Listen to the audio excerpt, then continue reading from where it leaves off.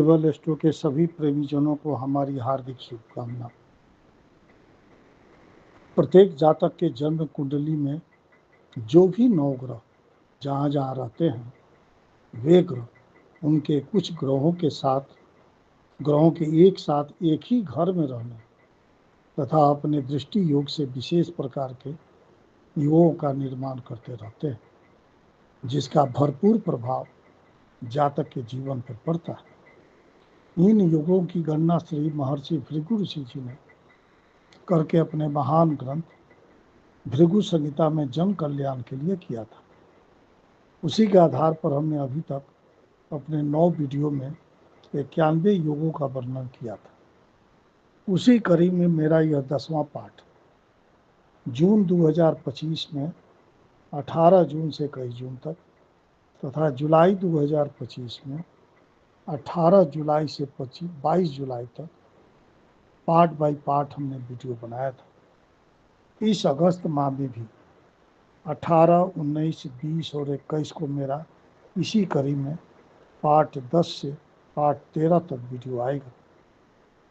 तो वीडियो की शुरुआत करते हैं। पहला योग शुक्र योग। यदि जन्म कुंडली में मेष राशि का सूर्य 11वें घर में बैठा हो तथा कर्क राशि में बृहस्पति दूसरे भाव में बैठा हो और 10वें घर में शुक्र बैठा हो तो शुक्र योग होता है। इस योग में जन्म लेने वाला जातक ब्राह्मणों एवं देवताओं का पूजक, श्रेष्ठ स्मरण शक्ति वाला, कांतिमान, नामी, धर्मात्मा, पराक्रमी और यशस्वी होता है। उसके घर में धन टिक नहीं पाता है, वह सदैव चिंतातुर रहता है। साधु जनों की सेवा करने वाला, लोगों में प्रसिद्ध तथा सम्मानीय और राजा के समान यशस्वी तथा कीर्तिमान होता है। दूसरा योग विलास हानि योग। 7वें घर का स्वामी पाप ग्रहों से युक्त होकर मिथुन, सिंह, कन्या, तुला तथा कुंभ राशि में स्थित हो तो जातक को स्त्री द्वारा दुख प्राप्त होता है। महिला की कुंडली में स्थित हो तो जातक को महिला की कुंडली में हो तो पुरुष द्वारा दुख होता है। इसी का दूसरा सूत्र यह है कि मंगल और राहु 7वें घर में बैठे हों और उन पर सूर्य एवं शनि की दृष्टि हो तो स्त्री से दुख प्राप्त होता है। महिला की कुंडली में हो तो पुरुष से दुख होता है। इसी का तीसरा सूत्र यह है कि 7वें घर में राहु और शनि बैठे हों तो जातक को स्त्री से दुख प्राप्त होता है। महिला की कुंडली में हो तो पुरुष से दुख प्राप्त होता है। इसी का चौथा सूत्र यह है कि 7वें घर का स्वामी पाप ग्रहों के साथ 6ठे, 8वें या 12वें घर में बैठे हों तो जातक को स्त्री से दुख प्राप्त होता है। यही स्थिति महिला की कुंडली में हो तो पुरुष से दुख प्राप्त होता है। तीसरा योग शून्य योग। यदि जन्म कुंडली में लग्न का स्वामी पाप ग्रहों के साथ 6ठे, 8वें या 12वें स्थान में बैठे हों और मंगल से राहु तीसरे घर में बैठा हो तो शून्य नामक योग होता है। इस योग में जन्म लेने वाला जातक का चरित्र सदैव भ्रमित एवं चिंतित बना रहता है।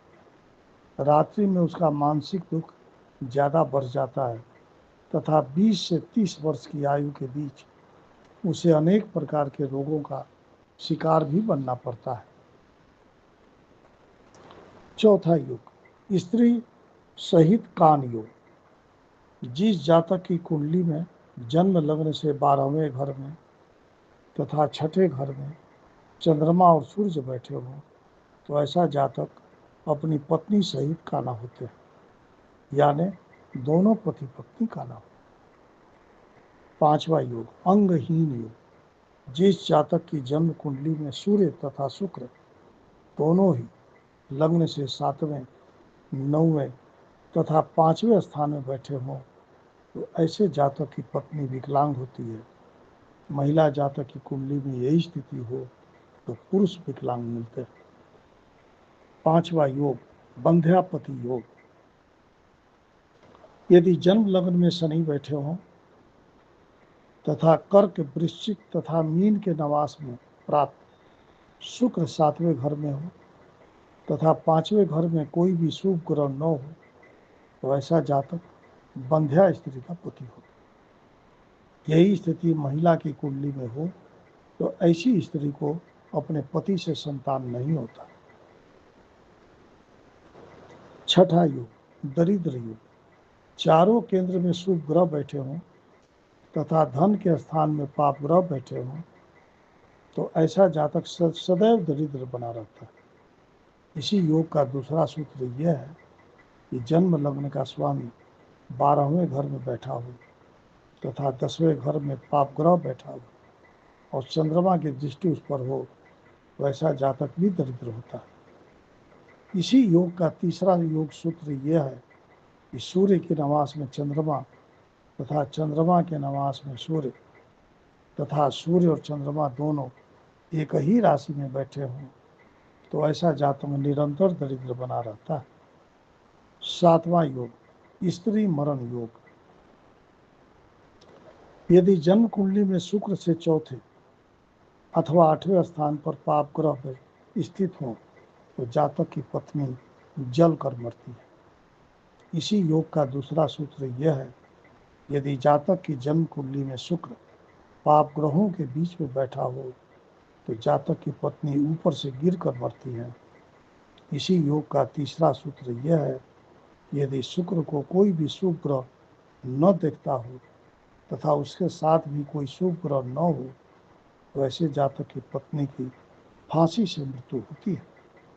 यही स्थिति महिला की कुंडली में हो तो इसी प्रकार की दुर्घटना पति के साथ घटती है। आठवां योग मातृघातक योग। यदि जन्म लग्न में बृहस्पति एवं धन स्थान में शनि तथा तीसरे स्थान में राहु बैठे हों तो ऐसे जातक की माता जीवित नहीं रहती।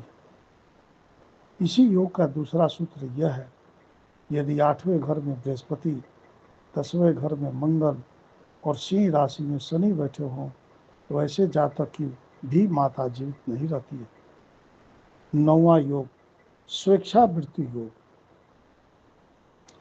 यदि जन्म कुंडली के किसी भी केंद्र में मंगल हो और सप्तम स्थान में राहु हो तो इस योग में जन्म लेने वाले जातक की मृत्यु उसके इच्छा अनुसार या इच्छित जगह में होती है। इस प्रकार हमने इस वीडियो में 9 योगों का वर्णन विस्तार पूर्वक भृगु संहिता के आधार पर बताने का प्रयास किया है। अगले वीडियो में भी कुछ योगों का वर्णन करूंगा। अभी तक 100 योगों का वर्णन कर चुके। आगे भी यह सिलसिला चलता रहेगा। आगे शिव शक्ति की जैसी इच्छा।